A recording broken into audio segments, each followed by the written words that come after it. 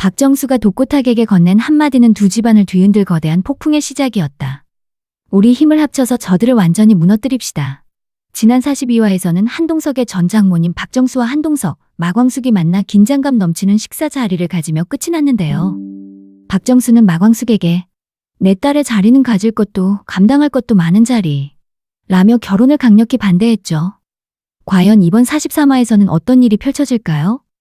여러분의 구독과 좋아요는 이런 흥미진진한 이야기를 만들어가는데 정말 큰 힘이 됩니다. 그럼 지금부터 43화 예측 리뷰를 시작하겠습니다. 식사 자리에서 돌아온 박정수는 분노에 치를 떨었다. 한동석이 자신의 말을 무시하고 마광숙 편을 드는 모습을 보며 더 강력한 방법이 필요하다고 판단했다. 그때 그녀의 머릿속에 한 사람이 떠올랐다. 바로 독고탁이었다. 독고탁 역시 딸 세리가 오범수와 교제하는 것을 반대하고 있었고 최근 나영은 때문에 골치를 썩고 있다는 소문을 들었다. 다음 날 오후 박정수는 독고탁에게 전화를 걸었다. 독고 사장님, 시간 있으실 때 한번 뵙고 싶습니다. 서로 의논할 일이 있어서요. 독고탁은 박정수의 전화에 의외라는 표정을 지었다. 한동석의 전 장모가 자신에게 무슨 일로 연락하는지 궁금했다. 무슨 일이신지? 전화로는 곤란하고 직접 만나서 이야기하는 게 좋겠어요. 우리 아이들 문제로 고민이 많으시죠? 독고탁의 눈이 번뜩였다. 세리와 오범수 문제로 골치를 썩고 있던 터라 박정수의 말이 심상치 않게 들렸다. 그날 저녁 두 사람은 조용한 고급 레스토랑에서 만났다. 박정수는 정중하게 인사를 나눈 후 바로 본론으로 들어갔다. 독고 사장님도 저와 같은 고민을 하고 계실 거예요. 우리 아이들이 독수리술도가 사람들과 엮이는 것 말이에요. 독고탁이 박정수의 말에 관심을 보였다. 계속 말씀해보세요. 제 사위 한동석이 마광숙이라는 여자와 재혼하려고 해요. 그런데 그 여자의 시동생이 바로 사장님 따님과 교제하는 오범수죠. 독고탁의 표정이 굳어졌다. 그래서요? 박정수가 찻잔을 놓으며 차갑게 미소를 지었다. 우리가 서로 도와주면 이 문제를 깔끔하게 해결할 수 있을 것 같아서요. 저는 한동석과 마광숙을, 사장님은 세리와 오범수를 떼어놓는 거죠. 독고탁은 잠시 생각에 잠겼다. 사실 그도 세리가 오범수와의 관계 때문에 복잡한 상황에 처해 있었다. 특히 최근 나영은이 나타나면서 더욱 골치가 아팠다. 구체적으로 어떤 방법을 생각하고 계신가요? 박정수의 눈에 차가운 빛이 어렸다. 독수리술도가를 완전히 무너뜨리는 거예요. 그들이 더 이상 우리 아이들에게 접근할 수 없도록 말이에요. 무너뜨린다니요? 사업적으로 압박을 가하는 거죠. 사장님께서는 술업계에서 영향력이 크시잖아요. 독수리술도가의 유통망을 차단하고 협력업체들과의 관계를 끊어놓으면 되는 거예요. 독고탁이 흥미로워하는 표정을 지었다. 그리고 부인께서는? 저는 한동석을 압박할 거예요. 회사 이사진들과 주요 투자자들에게 이 결혼이 기업 이미지에 미칠 악영향을 설명하고 경영진 교체까지도 고려하게 만들 수 있어요. 독고탁은 박정수의 치밀한 계획에 감탄했다. 흥미롭네요. 하지만 제가 왜 그렇게까지 해야 하죠? 박정수가 가방에서 사진 몇 장을 꺼냈다. 오범수와 나영은이 함께 있는 모습 그리고 한이와 함께 놀고 있는 장면들이었다. 오범수는 이미 다른 여자와 아이까지 있어요. 그런 남자가 사장님의 소중한 따님과 결혼한다면 세리 양이 얼마나 고생할지 뻔하잖아요. 독고탁의 얼굴이 일그러졌다. 세리가 그런 복잡한 상황에 휘말리는 것을 원하지 않았다. 게다가 나영은이라는 여자, 앞으로 계속 문제를 일으킬 가능성이 높아요.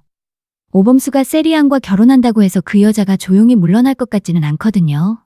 박정수의 말에 독고탁은 고개를 끄덕였다. 실제로 나영은은 최근 세리를 만나서 괴롭히기도 했고 앞으로도 계속 방해할 것이 뻔했다. 그럼 구체적인 계획을 들어보죠. 박정수가 만족스러운 표정으로 계획을 설명하기 시작했다.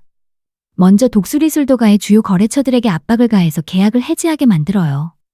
그동안 사장님의 신라주조와 경쟁 관계였으니 이쪽으로 거래를 돌리면 되죠. 계속해보세요. 그리고 한동석에게는 이사회에서 결혼 반대 결의안을 통과시키고 주주들에게도 경영진 불신임을 제기하게 만들 거예요. 회사 경영권까지 위험해지면 한동석도 마광숙을 포기할 수밖에 없겠죠. 독고탁이 감탄하며 말했다. 정말 치밀하시네요. 그럼 우리 세리와 오범수는 어떻게 떼어놓을 건가요? 그건 간단해요. 독수리술도가가 망하고 오범수의 가족들이 경제적으로 어려워지면 오범수는 세리 양과의 결혼을 포기할 거예요. 자존심상 그럴 수밖에 없죠. 독고탁은 박정수의 계획이 완벽하다고 생각했다. 좋습니다. 협력하죠. 두 사람은 악수를 나누며 서로의 동맹을 확인했다. 박정수와 독고탁의 연합은 독수리 가족에게는 재앙이 될 수밖에 없었다. 며칠 후 독고탁은 신라주조의 유통 담당 직원들을 불러 모았다. 독수리 술도가와 거래하는 모든 업체들 명단을 가져와. 그리고 그 업체들에게 우리 쪽으로 거래를 돌리면 더 좋은 조건을 제시할 거라고 알려. 사장님, 그렇게 되면 독수리 술도가는 그게 목적이야. 완전히 고사시켜버리는 거야. 한편 박정수는 한동석의 회사 이사진들과 개별적으로 만나기 시작했다. LX 호텔의 주요 주주이기도 한 그녀는 상당한 영향력을 가지고 있었다. 이사님, 한동석 회장의 재혼건에 대해 어떻게 생각하시나요? 글쎄요, 개인적인 일이라. 개인적인 일이 아니에요. 술집 운영하는 여자와 결혼한다는 것이 우리 회사 이미지에 얼마나 나쁜 영향을 미칠지 생각해보세요. 주가에도 악영향이 있을 거고요. 박정수는 이사진들을 하나씩 설득해 나갔다. 그녀의 영향력과 지분을 이용해 이사회에서 한동석의 결혼을 반대하는 분위기를 조성한 것이다.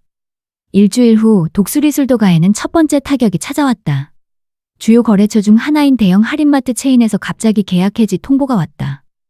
왜 갑자기 계약을 해지한다는 거예요? 마광숙이 전화로 항의했다. 죄송합니다. 회사 방침이 바뀌었어요. 앞으로는 신라주조 제품만 취급하기로 했습니다. 마광숙은 당황했다. 신라주조는 독고탁의 회사였다. 뭔가 석연치 않았다. 그날 저녁 또 다른 거래처에서도 같은 통보가 왔다. 그리고 다음 날 또 다른 곳에서도. 마광숙은 뭔가 조직적인 방해가 있다는 것을 직감했다. 천수야, 이상해. 하루아침에 이렇게 많은 거래처가 계약을 해지할 리가 없어. 오천수도 심각한 표정이었다. 누군가 의도적으로 우리를 방해하고 있는 것 같은데요. 독고탁일 가능성이 높아. 범수가 세리와 교제하는 걸 반대하니까. 마광숙의 추측은 맞았다. 독고탁은 체계적으로 독수리 술도가의 유통망을 차단하고 있었다. 한편 한동석도 회사에서 이상한 분위기를 감지했다. 이사회에서 그를 보는 시선이 예전과 달랐고 주요 결정사항들에 대해서도 반대 의견이 많아졌다. 회장님, 이사회에서 긴급회의를 소집했습니다. 비서가 보고했다. 무슨 안건인가? 회장님의 재혼건에 대한 논의라고 합니다. 한동석의 얼굴이 굳어졌다. 이사회에서 개인적인 결혼 문제를 다룬다는 것이 이상했다. 이사회에서 박정수가 주도하는 반대파들은 한동석을 압박했다.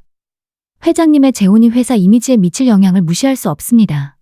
개인적인 일에 회사가 개입하는 것은 적절하지 않다고 봅니다. 한동석이 단호하게 말했다.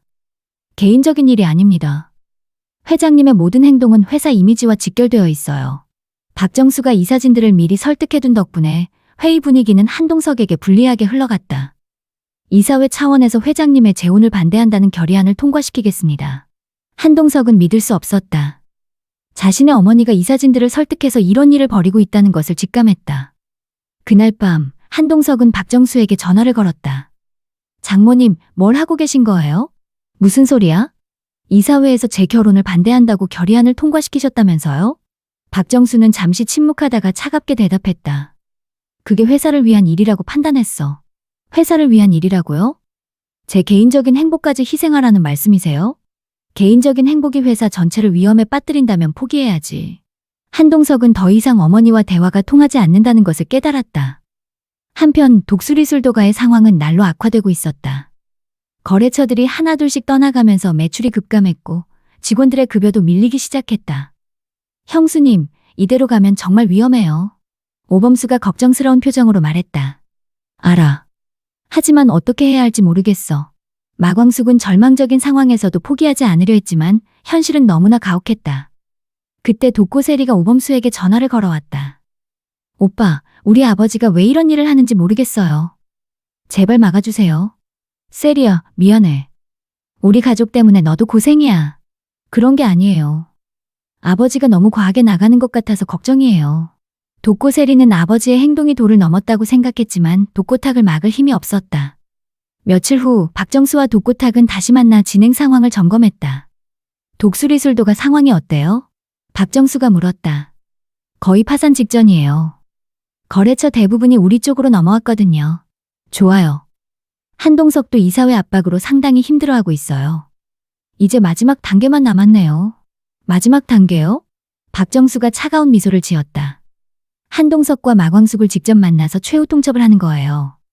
지금 상황에서는 우리 말을 들을 수밖에 없을 거예요. 독고탁도 고개를 끄덕였다. 그럼 내일 함께 독수리술도가에 가죠. 다음 날 박정수와 독고탁은 함께 독수리술도가를 찾았다. 마광숙은 두 사람이 함께 나타난 것을 보고 모든 상황을 직감했다. 이제 알겠나? 독고탁이 차갑게 말했다. 우리가 손을 잡으면 당신들이 어떻게 되는지. 박정수도 냉소적으로 웃으며 말했다. 이제라도 정신 차리고 우리 아이들에게서 손을 떼세요. 마광숙은 분노가 치밀어 올랐지만 현실적으로 맞설 힘이 없었다. 독수리술도가는 이미 벼랑 끝에 몰린 상황이었다. 우리가 뭘 잘못했나요? 마광숙이 간신히 말했다. 잘못? 박정수가 비웃었다. 분수를 모르는 게 잘못이야. 그때 한동석이 급하게 독수리술도가에 도착했다. 그는 어머니와 독고탁이 함께 있는 것을 보고 모든 상황을 이해했다. 장모님, 독고 사장님까지 동원해서 이런 일을 하셨군요. 동석아, 이제라도 정신 차려. 이런 집안과 엮이면 안 된다고. 하지만 한동석은 마광숙 곁에 서며 단호하게 말했다. 저는 광숙 씨를 포기하지 않을 거예요. 박정수와 독고탁은 한동석의 완강한 태도에 당황했다. 이 정도 압박에도 굴복하지 않는다는 것이 예상 밖이었다. 그럼 끝까지 가보자고. 독고탁이 협박조로 말했다.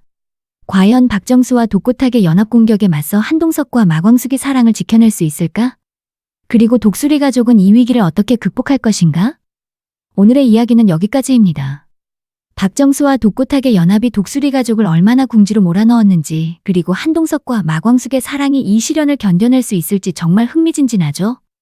과연 이들의 최종 승부는 어떻게 될까요? 여러분의 의견을 댓글로 남겨주세요. 그리고 여러분의 구독과 좋아요는 이런 재미있는 이야기를 계속 만들어가는데 정말 큰 힘이 됩니다. 다음 이야기도 기대해주세요.